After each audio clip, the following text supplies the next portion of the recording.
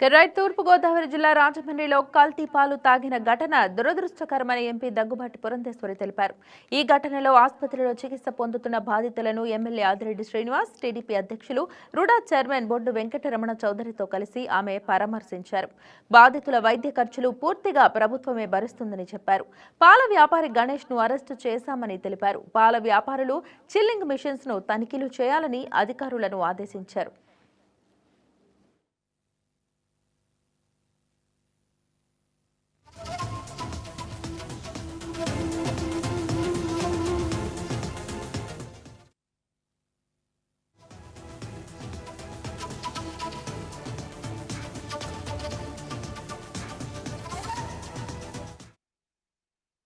కల్తీ పాలంటే ఈ గణేష్ అనేటువంటి వ్యక్తి ఎవరైతే పాలు అందరికి పోస్తూ ఉంటాడు, అతను స్వయంగా గొడ్లు ఆవులు పెట్టుకోవటం కాకుండా 42 మంది రైతుల దగ్గర నుండి పాల సేకరణ చేసి రోజుకి 160 లీటర్లు 120 లీటర్లు ఈ ఇళ్లకి పోస్తూ ఉంటారు. 106 ఇళ్లకి పోస్తూ ఉంటాడు.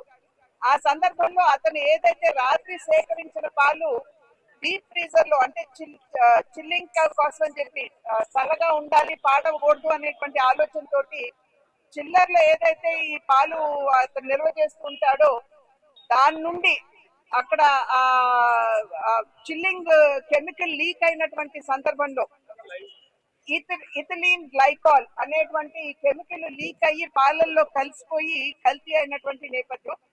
15వ తారీఖున అందరూ కూడా అతనికి కంప్లైంట్ చేశారు. పాలలో టేస్ట్ లో మార్పు వచ్చింది, చేదుగా ఉన్నది అనేటువంటి విషయం అతనికి తెలియజేశారు. కానీ అతను కూడా ఇది ఎక్స్పెక్ట్ చేయలేదేమో, ఏదో గొడ్లకి బాగాలేదు అనేటువంటి ఒక నెపంతో పాలను అందరికి పోయడం అనేది కొనసాగించాడు.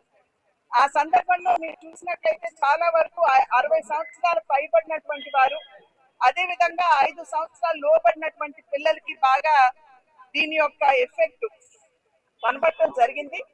ఇది అందులోనూ డయాబెటిస్, హైపర్ టెన్షన్ ఎక్కువ ఉన్నటువంటి, అంటే మధుమేహం మరియు హైపర్ టెన్షన్ ఎక్కువ ఉన్నటువంటి వారి మీద ప్రభావం మరింతగా చూపడం జరిగింది. గత సుమారు 22వ తారీఖు సాయంత్రం నుంచి జరుగుతున్న పరిణామాలన్నీ కూడా మనం చూస్తా ఉన్నాం.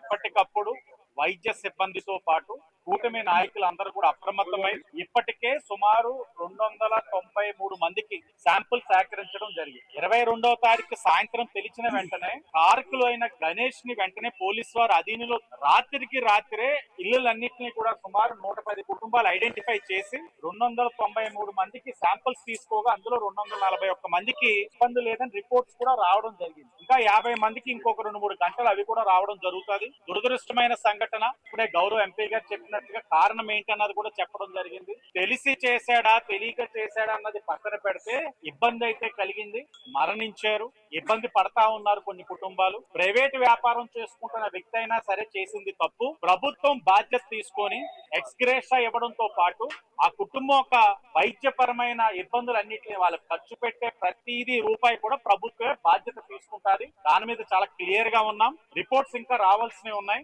సాయంత్రానికి వస్తాయని ఆశిస్తాను. వచ్చిన తర్వాత ఒక లాజికల్ కన్క్లూషన్ తీసుకొని భవిష్యత్తులో మరలా ఎలాంటి, ఎందుకంటే ఇతను చేస్తున్న వ్యక్తి ఎవరైతే గణేష్ వ్యాపారం ఈ సంవత్సరం 2 సంవత్సరాలుగా చేస్తుంది కాదు, గత ప్రభుత్వంలో కూడా చేశాడు, అంత ముందుకు చేశాడు. ఈ రోజు తప్పు జరిగింది, రేపు ఇంకా పునరావృతం కాకుండా. Please subscribe to YK TV Network. Please subscribe to YK TV. Please watch YK News. Don't forget to subscribe YK News channel.